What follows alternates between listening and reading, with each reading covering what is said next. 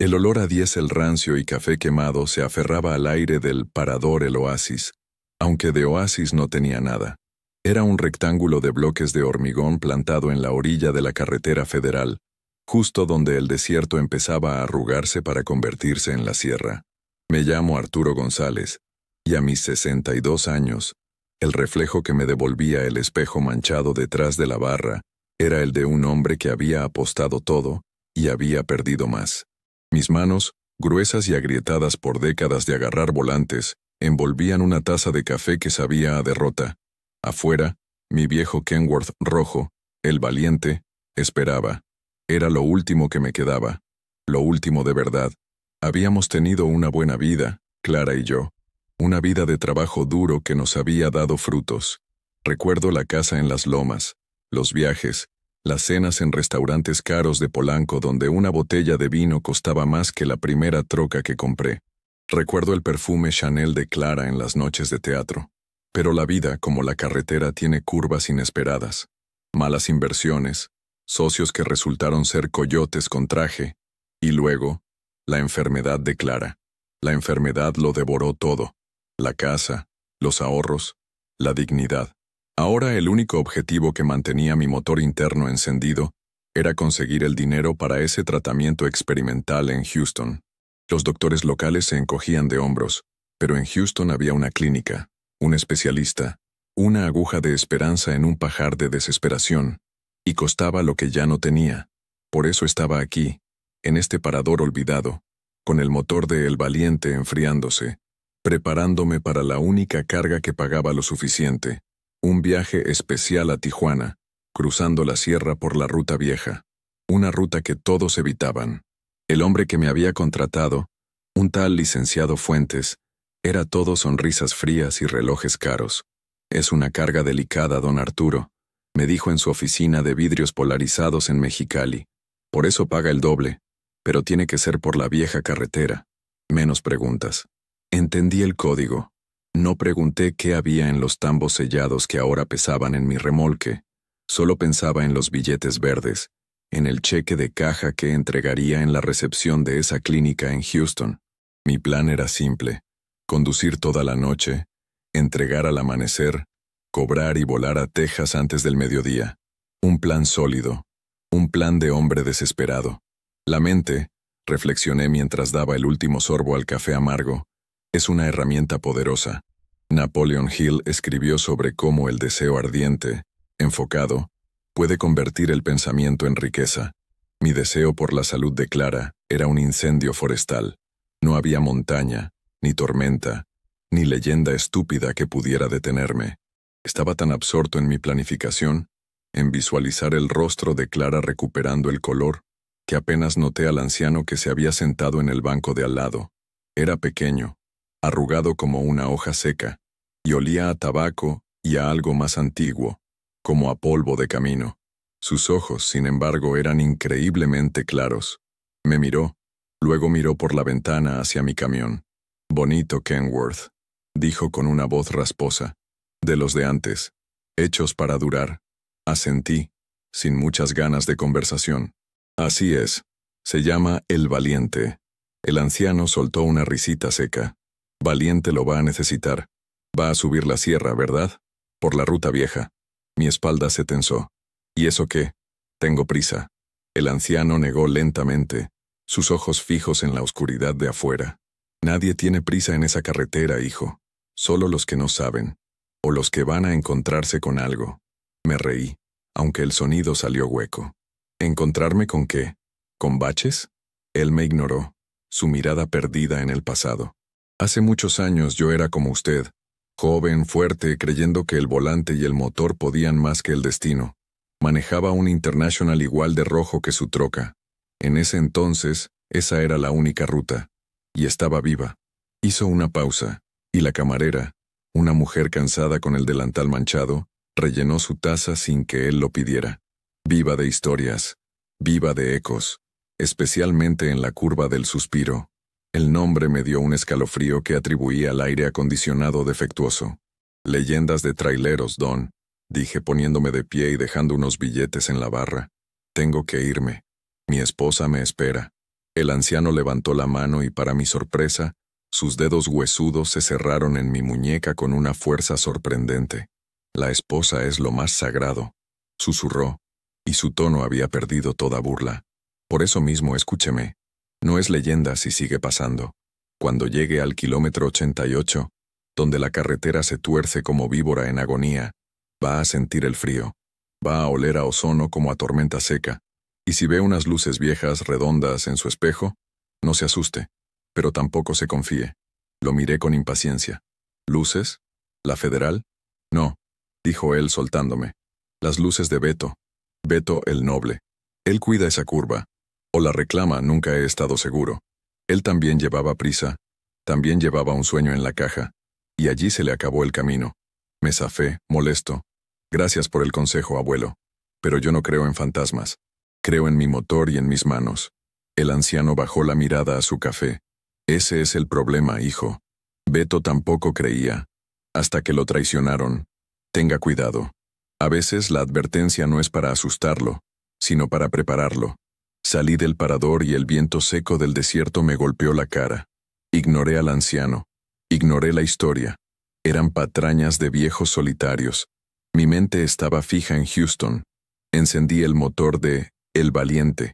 El rugido del diésel era música para mis oídos. Era el sonido de la esperanza. El sonido del dinero. Puse el camión en marcha y enfilé hacia la boca oscura de la montaña, dejando atrás las luces tenues del parador y la mirada triste de un hombre que sabía demasiado. El ascenso comenzó de inmediato. La carretera vieja era una cicatriz mal curada en la ladera de la montaña. El asfalto estaba roto, y el valiente protestaba con cada grieta. Los primeros 30 kilómetros fueron un ejercicio de concentración pura. La caja pesaba, y la inclinación era brutal. Mi mente, sin embargo, trabajaba tan duro como el motor. Repasaba el plan. Llegar a Tijuana a las 5 a.m. La bodega de Fuentes estaba cerca de Otay. Entregar. Recibir el pago. El licenciado Fuentes había sido claro. 1 centavo menos, don Arturo, y el trato se cae. Y no queremos eso. Usted necesita el dinero. Yo necesito la carga intacta. La presión era inmensa. Recordé a Clara, pálida en la cama del hospital público, la tela de la bata tan delgada que parecía papel. Ve con cuidado, Arturo, me había susurrado, su mano temblando en la mía. No te preocupes por mí, preocúpate por ti. Regresa. La culpa me carcomía. ¿Cómo habíamos llegado a esto? Nosotros, que habíamos celebrado nuestro 25º aniversario en una mansión rentada en Acapulco, con un chef privado y amigos que ahora no contestaban el teléfono. La herencia de mi padre, invertida en un negocio inmobiliario que colapsó, la cuenta bancaria bloqueada, las tarjetas Black canceladas. Habíamos caído desde muy alto. Y ahora, mi única escalera para volver a subir era este camión y esta carga ilegal en la noche. El pensamiento es la única cosa sobre la que tienes control absoluto, me repetía, aferrándome a las enseñanzas de Hill. Usa ese control. Estaba controlando mi miedo. Estaba controlando mi fatiga. Estaba controlando el camión. Mientras subía, la voz del anciano regresó, como una estación de radio mal sintonizada. Beto el Noble llevaba un sueño en la caja. ¿Qué sueño podía llevar un trailero en los años 60? Probablemente lo mismo que yo. La esperanza de una vida mejor. La carretera se estrechaba. A mi derecha, el abismo era una mancha de oscuridad absoluta. A mi izquierda, la pared de roca parecía querer tragarse el camino. No había vallas de contención, solo cruces, pequeñas cruces de madera y metal, algunas con flores de plástico descoloridas. Cada una era una historia, cada una era una advertencia ignorada. Empecé a sentir una opresión en el pecho. No era miedo, me dije. Era la altura, era la tensión. El camión de Beto, según había escuchado fragmentos de la leyenda antes, no era solo un camión. Era el camión de la cooperativa. Transportaba el dinero de la cosecha de algodón del valle, el dinero de una docena de familias que habían confiado en él para llevarlo al banco en la ciudad. Beto era el Noble, porque era honrado, demasiado honrado para ese mundo. La leyenda que el anciano no terminó de contar era la de la traición. Se decía que su propio compadre, cegado por la avaricia de esos fajos de billetes, había aflojado los frenos. Un trabajo sutil, Lo suficiente para que fallaran en la peor curva, la más cerrada, la que no perdonaba. Beto había luchado con el camión, pero el peso del sueño de sus amigos lo empujó al vacío. El camión, el dinero y Beto el noble desaparecieron en el fondo del cañón. Nunca encontraron los restos, o eso se decía. De repente, un destello me cegó. Un BMW último modelo, con placas de California, me rebasó en plena curva ciega, tocando el claxon como si yo fuera el obstáculo. El joven conductor ni siquiera me miró. Desapareció en la siguiente curva, su música electrónica resonando por un segundo en la piedra. Sentí una oleada de ira. Un niño rico jugando en la carretera de la muerte. ¿Qué sabría él de la desesperación? ¿Qué sabría él de jugarse la vida por los que amas? Ese BMW costaba más que el tratamiento de Clara. El contraste era obsceno. La injusticia del mundo me golpeó con fuerza. Tal vez eso sintió Beto. La injusticia. Había trabajado toda su vida. Había sido leal. Y por un puñado de billetes, su compadre lo había sentenciado a muerte. ¿Qué le pasó al compadre? La leyenda decía que se había vuelto loco, que gastó el dinero rápido, pero que nunca pudo dormir, que oía el rugido del motor de Beto en cada noche de viento, que terminó sus días en ese mismo parador, convertido en un anciano que advertía a los viajeros. Un escalofrío me recorrió la espalda. ¿El anciano del bar era el traidor? No, no podía ser. Era una historia, solo una historia, pero la sensación de inquietud no me abandonaba. El aire dentro de la cabina se sentía pesado, cargado de electricidad estática. La tormenta llegó sin aviso. Una pared de agua golpeó el parabrisas. Los limpiaparabrisas luchaban, pero apenas daban abasto. El viento aullaba, empujando las casi 40 toneladas de El Valiente hacia el precipicio. Ahora sí sentí miedo. Un miedo frío, primal. La carretera se había convertido en un río de lodo. «Tranquilo, Arturo», me dije en voz alta, mi propia voz sonando extraña. «Has manejado en peores. Recuerda el plan. Houston, Clara». Pero el plan no contemplaba esto. El plan no contemplaba el kilómetro 88. Lo vi en un letrero viejo, oxidado, apenas visible bajo la lluvia. Curva del Suspiro, 500 metros. El nombre ya no me parecía pintoresco. Me parecía una sentencia. El camión empezó a patinar ligeramente. Corregí el volante con suavidad, pero sentí cómo el remolque, pesado e inerte, quería seguir su propia voluntad. Reduje la velocidad tanto como me atreví, bombeando los frenos con cuidado. Fue entonces cuando olí ozono, el olor penetrante de un rayo cercano, de metal quemado, exactamente como el anciano había dicho. No son leyendas, hijo. La voz resonó en mi cabeza con tanta claridad que giré para ver si alguien estaba en el asiento del copiloto. Estaba solo, solo con el rugido del motor y el latido de mi corazón en los oídos. La curva estaba frente a mí, una S cerrada, inclinada hacia el abismo. No se veía el final. Entré en la curva. La lluvia era tan densa que parecía una cortina gris. Y entonces, sucedió. Pisé el pedal del freno para reducir aún más la velocidad, y el pedal se fue hasta el fondo. Se hundió, sin resistencia, sin presión, nada. «No, no, ahora no», grité. Bombeé el pedal frenéticamente, 1, 2, 3 veces. El camión no respondía. La gravedad y el peso de la carga tomaron el control. El Valiente aceleraba, deslizándose hacia el borde exterior de la curva. El abismo negro me llamaba. Mi vida entera pasó ante mis ojos, pero no fueron los buenos momentos. Fue el rostro de Clara, pálida, esperándome. «Perdóname, Clarita, te fallé», grité al viento, luchando con el volante inútil. El camión golpeó la escasa barrera de piedra, que se desmoronó como azúcar. La llanta delantera derecha quedó suspendida sobre el vacío. Estaba perdido. El fin. El fracaso absoluto. Cerré los ojos, esperando el tirón final hacia la oscuridad. Pero el tirón no llegó. En lugar de eso, sentí un golpe sordo y metálico detrás de mí. No un golpe que me empujara, sino uno que me detenía. Abrí los ojos, confundido. El camión había dejado de deslizarse. ¿Me había atorado en una roca? Miré por el espejo retrovisor derecho, que estaba vibrando violentamente, y lo vi. 2 luces redondas, amarillentas, bañadas por la lluvia. Estaban pegadas a mi remolque. Detrás de ellas, apenas visible, estaba la silueta de un camión antiguo, un International rojo, oxidado, con la parrilla cromada destrozada. No podía ser. Mi corazón se detuvo. Giré la cabeza para mirar por la ventana del conductor. El camión fantasma estaba a mi lado. A través de la cortina de lluvia, pude ver al conductor. No era un esqueleto ni un monstruo. Era un hombre con overol, de rostro curtido por el sol con bigote. Me miraba fijamente, no con ira, sino con una tristeza infinita. Sus labios no se movieron, pero escuché su voz en mi mente, tan clara como el claxon de un tren. Frena con el motor. Ahora, con fe. Era una locura. Estaba alucinando por el pánico, pero mis manos, por sí solas, obedecieron. Metí el cambio descendente con una fuerza brutal. La transmisión rechinó como un alma en pena, pero enganchó. El motor rugió. Las llantas traseras chirriaron buscando tracción.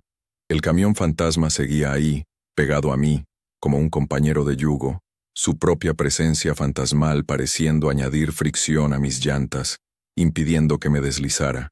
El hombre del camión asintió, una sola vez, y juntos, mi Kenworth vivo y su International muerto, libramos la curva.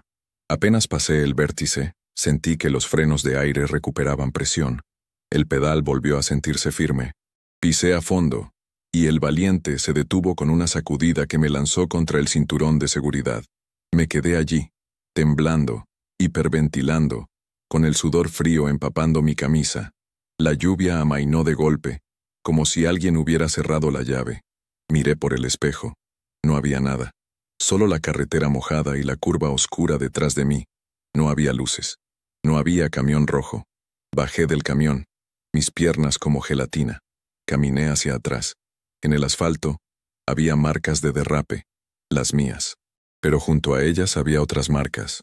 Marcas de llantas de un dibujo antiguo que simplemente desaparecían a mitad de la carretera. No venían de ningún lado, y no iban a ningún lado. Regresé a la cabina, empapado y temblando. Mi mente racional intentaba encontrar una explicación. Un microsueño. Estrés. Un trailero real que me ayudó y se fue tan rápido que no lo vi. Pero sabía la verdad. El olor a ozono había sido reemplazado por un vago aroma a tabaco viejo. En el asiento del copiloto donde antes no había nada, descansaba una pequeña medalla de plata oxidada. Era una imagen de San Cristóbal, el santo patrón de los viajeros. Tenía grabada una fecha, 1963, y una inicial, B, Beto. El resto del viaje fue un trance. Conduje con una lentitud exasperante pero con una calma que no entendía. El camión funcionaba perfectamente. Los frenos respondían al tacto. Era como si el casi accidente nunca hubiera ocurrido. Pero la medalla de Beto en mi bolsillo pesaba, un ancla a la realidad de lo imposible. Llegué a Tijuana al amanecer. La bodega del licenciado Fuentes estaba en la zona industrial más fea de Otay. Entregué la carga. Fuentes, impecable en un traje de lino a las 6 de la mañana, revisó los sellos. Perfecto, don Arturo.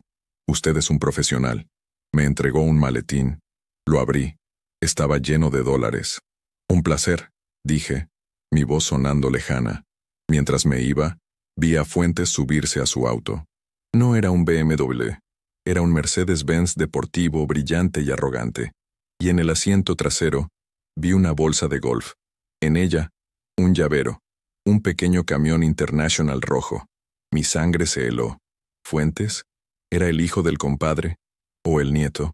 Estaba la traición tan arraigada en su familia que seguían usando la misma ruta, el mismo símbolo. De repente, el dinero en el maletín se sintió sucio. Pero era el dinero de la vida de Clara. Tomé el primer vuelo a Houston. La clínica era impresionante. Vidrio y acero, silenciosa y eficiente. Pagué el depósito. Clara comenzó el tratamiento esa misma tarde. Me senté en la sala de espera, oliendo el antiséptico, y saqué la medalla de Beto. Él había sido traicionado por dinero. Yo estaba usando dinero manchado de sangre, o al menos de desesperación, para salvar a mi esposa. ¿Era yo mejor que el compadre de Beto? La reflexión me golpeó con fuerza. No, yo no había traicionado a nadie. Yo había cumplido mi palabra. Pero había sido salvado por alguien que sí fue traicionado. Clara mejoró. Fue un milagro lento, doloroso, pero real. El tratamiento en Houston funcionó. Pasamos 6 meses allí. Vendí El Valiente. Tuve que hacerlo para pagar la segunda mitad del tratamiento. Dolió. Fue como vender una parte de mi alma, pero lo hice sin dudar. Mientras Clara dormía en el cuarto del hospital, yo leía, no novelas, sino libros de Napoleon Hill que había encontrado en una librería de segunda mano. Toda adversidad lleva consigo la semilla de un beneficio equivalente o mayor. Mi adversidad había sido la ruina y la enfermedad. La semilla, ¿fue el encuentro en la curva? ¿Fue el dinero sucio de Fuentes? No, la semilla fue la lección de Beto el Noble, la lección de que hay fuerzas más grandes que el diésel y el acero, hay lealtad, hay memoria, y hay deudas que no se pagan con dinero. Cuando Clara estuvo lo suficientemente fuerte para viajar, no regresamos a Mexicali. Nos mudamos a un pequeño pueblo en la costa donde el aire era limpio. Conseguí un trabajo administrando una pequeña flota de camiones de pesca. Ya no conducía. Pasaron 5 años. La vida era simple, pero buena. Clara caminaba en la playa conmigo cada mañana. Las arrugas en su rostro ahora eran de sonrisa, no de dolor, pero yo tenía una deuda pendiente. Un día, le dije a Clara que tenía que hacer un viaje. Solo. Regresé al Parador El Oasis. El lugar estaba aún más deteriorado. La misma camarera cansada estaba allí, solo que con más canas. Pregunté por el anciano que solía sentarse en la barra. Ella me miró con extrañeza. ¿Cuál anciano, jefe? Aquí se sientan muchos. Le describí al hombre pequeño, de ojos claros, que olía a tabaco. Ella negó con la cabeza. Aquí hubo un viejo así, pero don Ramiro, murió hace años. Dicen que enloqueció. Siempre hablaba de un camión fantasma, que su compadre Beto lo perseguía. ¿Por qué? Sentí un escalofrío. El anciano era el traidor, el que había saboteado los frenos. Estaba atado a ese lugar, condenado a advertir a otros, reviviendo su culpa cada noche. Beto no solo reclamaba la curva, reclamaba el alma de su amigo. Conduje hasta el kilómetro 88, la curva del suspiro. Era un día claro y soleado. Dejé mi auto rentado y caminé hasta el borde. El abismo era aterrador incluso a plena luz. Saqué la medalla de San Cristóbal de mi bolsillo. La había llevado conmigo todos los días durante 5 años. Beto, dije en voz alta al viento, no sé por qué me ayudaste. Tal vez viste en mí a otro hombre desesperado. Tal vez solo querías que alguien supiera tu historia. Te doy las gracias. Salvaste mi vida. Y salvaste la de mi esposa. Desenrosqué la tapa de una botella de tequila que había comprado. Vertí un chorro generoso sobre el borde, un trago para el camino. Descansa en paz, noble. Tu historia no está olvidada. Arrojé la medalla de plata al cañón. Vi cómo brillaba bajo el sol antes de desaparecer en la oscuridad de abajo. Sentí un peso levantarse de mis hombros. La deuda estaba pagada. Regresé a mi auto, y por primera vez en muchos años, me sentí verdaderamente libre. Ya no era el empresario fracasado ni el trailero desesperado. Era solo Arturo, un hombre que había recibido una segunda oportunidad, gracias a una advertencia que ignoró y a un fantasma que no lo hizo. Gracias por acompañarme hasta el final de esta historia, de esta reflexión. Si estás leyendo esto, si has sentido el peso de la desesperación o la alegría de la segunda oportunidad, quiero que sepas que no estás solo. Tantos de nosotros cargamos remolques pesados en la vida, subiendo cuestas que parecen imposibles. Ahora, te invito a un momento de calma. Déjame saber en los comentarios qué parte de la historia de Arturo te tocó más. ¿Has tenido alguna vez una experiencia que no pudiste explicar? Me ayudaría muchísimo si te suscribes al canal y me sigues. Tu apoyo es el combustible que me permite seguir compartiendo estas reflexiones contigo. Y por favor, coméntame. ¿De qué temas te gustaría que habláramos? ¿Qué historias necesitas escuchar? Y cuéntame, ¿desde qué ciudad o país me estás escuchando? Me da mucha alegría saber hasta dónde viajan nuestras palabras. Como agradecimiento por tu tiempo, y porque sé que cuidarnos es importante, he dejado fijado en el primer comentario un par de recetas que mi esposa Clara y yo usamos, un té especial para la calma y una receta de un postre dulce pero sin azúcar, para esos momentos en que necesitamos un apapacho sin hacernos daño. Es un pequeño regalo de mi parte para ti. Gracias de nuevo por estar aquí. Que Dios te proteja, te cuide en tu camino y te dé la fuerza para librar cualquier curva peligrosa. Nos vemos en la próxima historia.